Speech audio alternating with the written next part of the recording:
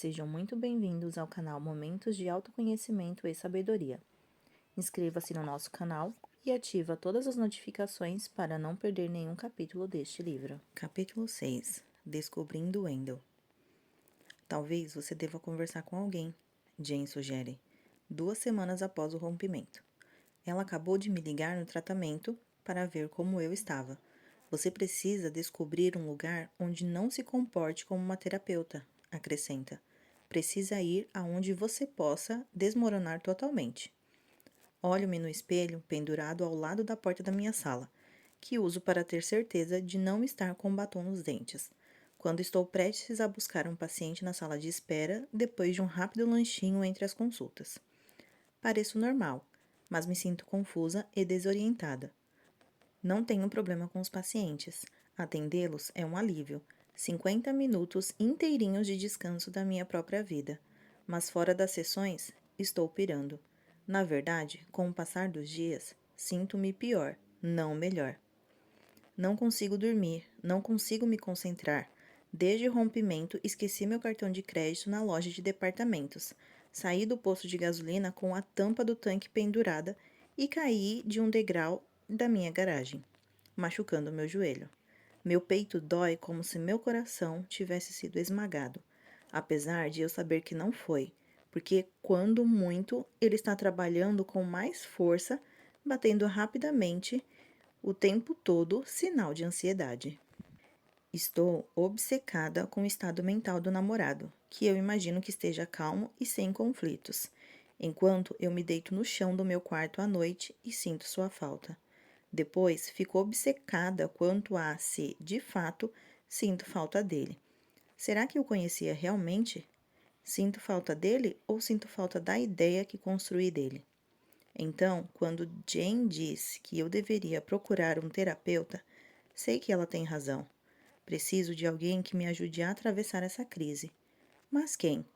Encontrar um terapeuta é uma coisa complicada. Não é como procurar um bom clínico geral ou um dentista, porque quase todo mundo precisa de um clínico geral ou de um dentista. Mas um terapeuta? Reflita. Se você pedir a alguém a indicação de um terapeuta e essa pessoa não estiver se consultando com um, ela pode se sentir ofendida por você ter deduzido isso.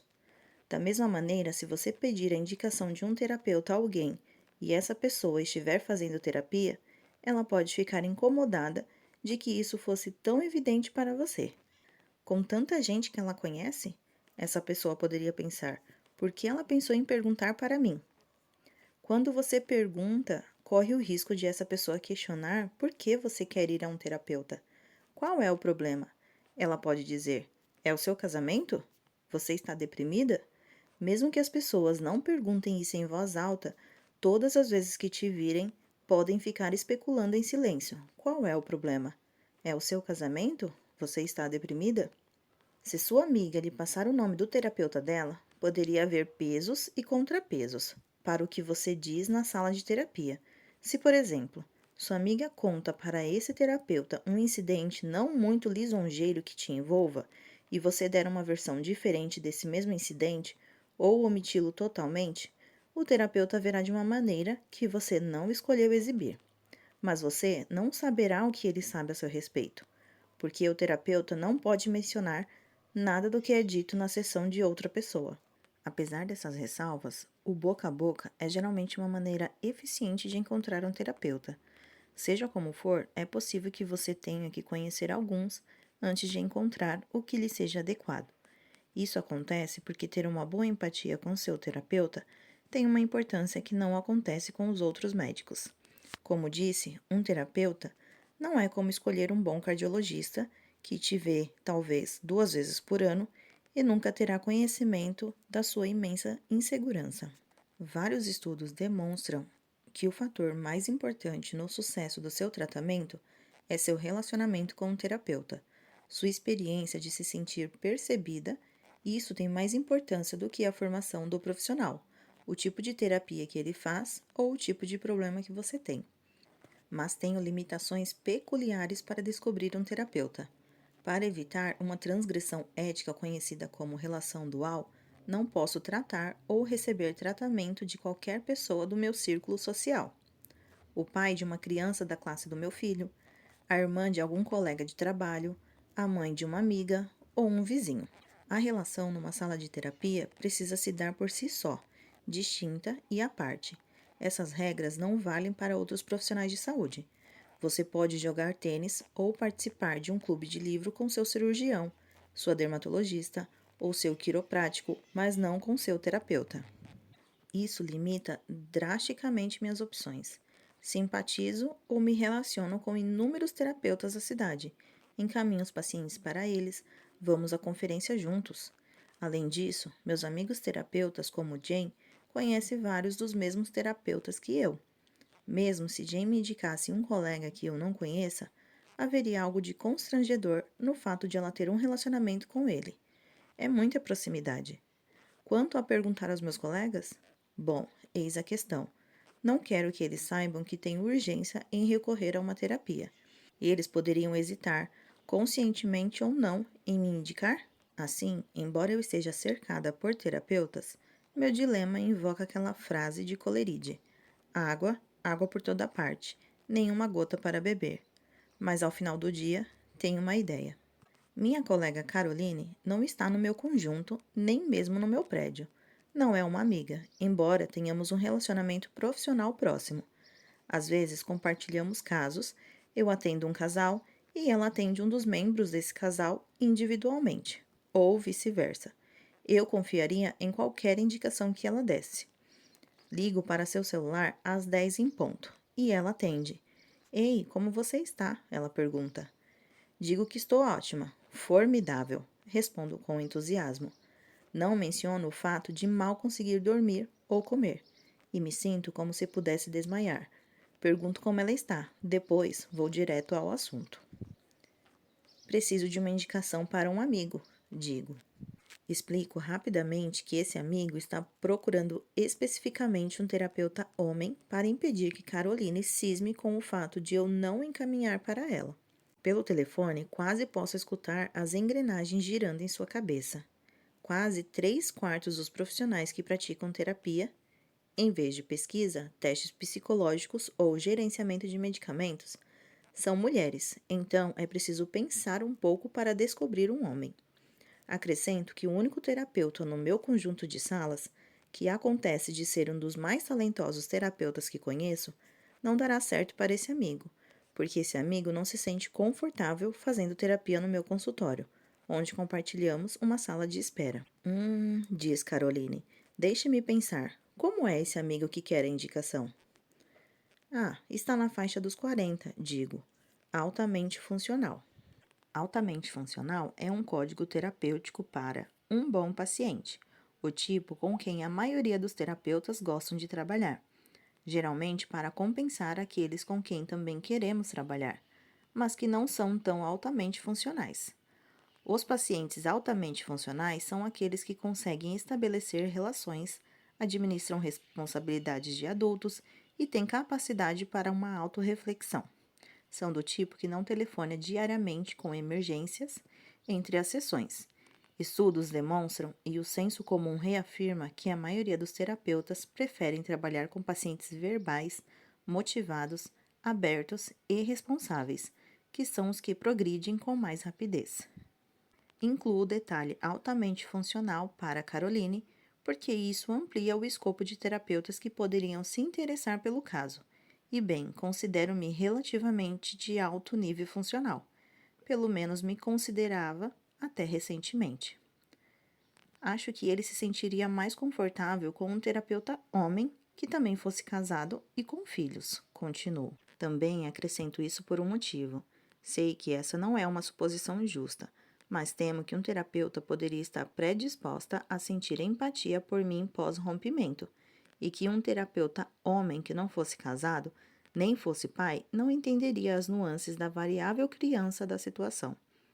Resumindo, quero ver se um profissional homem objetivo, com experiência própria em casamento e filhos, um homem exatamente como o namorado, ficará tão chocado com o comportamento dele quanto eu, porque então saberei que minha reação é normal e não estou de jeito nenhum ficando louca. Estou buscando objetividade, mas só por estar convencida de que a objetividade julgará a meu favor. Escuto Caroline digitando em seu teclado. Tap, tap, tap. Que tal? Não, deixa pra lá. Este é muito pretensioso. Ela diz de algum terapeuta não denominado. Volta para seu teclado. Tap, tap, tap. Tem um colega que costuma participar do meu grupo de estudos. Ela começa, mas não tenho certeza. Ele é ótimo, muito habilidoso, sempre tem coisas perspicazes a dizer. Só que. Caroline hesita. Só que. O tempo todo ele está feliz demais. Parece artificial. Tipo que está deixando ele tão feliz. Mas alguns pacientes gostam disso. Você acha que seu amigo se daria bem com ele? Com certeza não, digo. Eu também desconfio de pessoas cronicamente felizes. Em seguida, Caroline cita um bom terapeuta que eu também conheço relativamente bem. Digo que ele não dará certo para o meu amigo, porque existe um conflito. Linguagem figurada de um terapeuta para os mundos deles colidem, mas não posso revelar mais. Ela volta a digitar. Tap, tap, tap. Depois para. Ah, existe um psicólogo chamado Wendell Bronson. Caroline diz. Não falo com ele há anos, mas estudamos juntos e ele é inteligente. Casado, com filhos. Saindo dos 40 ou coisa assim. Na ativa há um bom tempo. Quer o contato dele? Digo que quero, ou seja, meu amigo quer. Trocamos amabilidades e desligamos. A essa altura, tudo o que sei sobre o Wendell é que Caroline acabou de me contar, e que no terreno em frente ao seu consultório pode-se estacionar gratuitamente por 2 horas. Sei sobre o estacionamento porque quando Caroline me manda por mensagem de texto o número de telefone e o endereço dele, 1 minuto depois do nosso telefonema percebo que o lugar em que depilo a virilha fica na mesma rua. Não que eu vá precisar desses serviços num futuro próximo, penso, o que me faz recomeçar a chorar. Recomponho-me pelo tempo suficiente para ligar para o número de Wendell e, logicamente, caio na secretária eletrônica. Os terapeutas raramente atendem o telefone de seus consultórios para que os pacientes não se sintam rejeitados se telefonarem em crise, e seus terapeutas só dispuserem de poucos minutos para conversar entre sessões. As ligações entre colegas são feitas via celular ou pager. Escuto uma gravação sociável e genérica. Ei, você ligou para o consultório de Wendell Bronson. Retorne minhas ligações durante o horário comercial de segunda a sexta. Se for uma emergência, por favor, ligue para... E depois do bip, deixe uma mensagem concisa com as informações precisas que um terapeuta quer. Nome, uma explicação resumida do motivo da minha chamada e um número de telefone. Estou indo bem, até que pensando que possa fazê-lo me atender mais rápido, acrescento ser também uma terapeuta, mas minha voz falha ao dizer a palavra terapeuta. Mortificada, disfarço com uma tosse e desligo rapidamente. Quando Wendell me liga de volta, 1 hora depois, tento soar tão equilibrada quanto possível, enquanto explico que só preciso de um breve gerenciamento de crises, algumas semanas para processar um rompimento inesperado, então ficarei bem para seguir em frente. Digo que já fiz terapia antes, portanto vou pré-analisada. Ele não ri da minha brincadeira, então fico certa de que não tem senso de humor, mas isso não importa, porque não preciso de senso de humor para gerenciar uma crise. Trata-se, afinal de contas, da minha recuperação. Wendell diz cerca de 5 palavras durante toda a ligação. Uso o termo palavras a esmo, porque é mais do que uma porção de antes de oferecer um horário às 9 da manhã no dia seguinte. Aceito e desligamos. Embora ele não tenha dito grande coisa, nossa conversa me dá um alívio imediato. Sei que esse é um efeito placebo comum. Frequentemente, os pacientes sentem-se esperançosos depois de marcar essa primeira consulta, antes mesmo de pisarem na sala de terapia. Não sou diferente. Amanhã, penso, receberei a ajuda. Agora estou um caos porque tudo isso é um choque, mas logo vai fazer sentido. Ou seja, o Wendell vai confirmar que o namorado é um sociopata. Quando olhar para trás, esse rompimento será um ponto na tela de radar da minha vida. Será um engano com o qual terei aprendido o tipo de engano que meu filho chama de um belo ops. Naquela noite, antes de dormir, junto às coisas do namorado. suas roupas, objeto de higiene pessoal, raquete de tênis, livros e eletrônicos e as embalo em uma caixa que devolverei para ele. Tiro os pijamas do supermercado da minha gaveta e descubro um recado provocante em um post-it que ele pregou em um deles. Ao escrever aquilo, especulo: será que ele já sabia que iria embora? Em um estudo de caso a que fui antes do rompimento, uma colega falou sobre um paciente que descobriu que o marido andara levando uma vida dupla. Não apenas vinha tendo um caso havia anos, como engravidar a mulher e ela estava prestes a ter o bebê.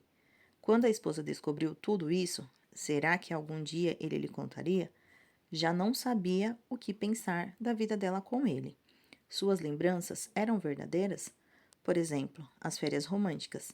A versão que ela tinha da viagem seria precisa ou estava em alguma ficção, considerando que ele estava tendo um caso na época? Ela se sentiu roubada, não só do seu casamento, mas também das suas lembranças. Da mesma maneira, quando o namorado colocou o post-it no meu pijama, quando os comprou para mim antes de mais nada, também estava secretamente planejando sua vida livre de crianças? Faço uma careta para o bilhete. Mentiroso. Penso. Levo a caixa até o carro e coloco-a no banco da frente para me lembrar de entregá-la. Talvez eu até faça isso pela manhã, a caminho da minha consulta com o Wendell. Mal posso esperar que ele me diga o quanto o namorado é um sociopata.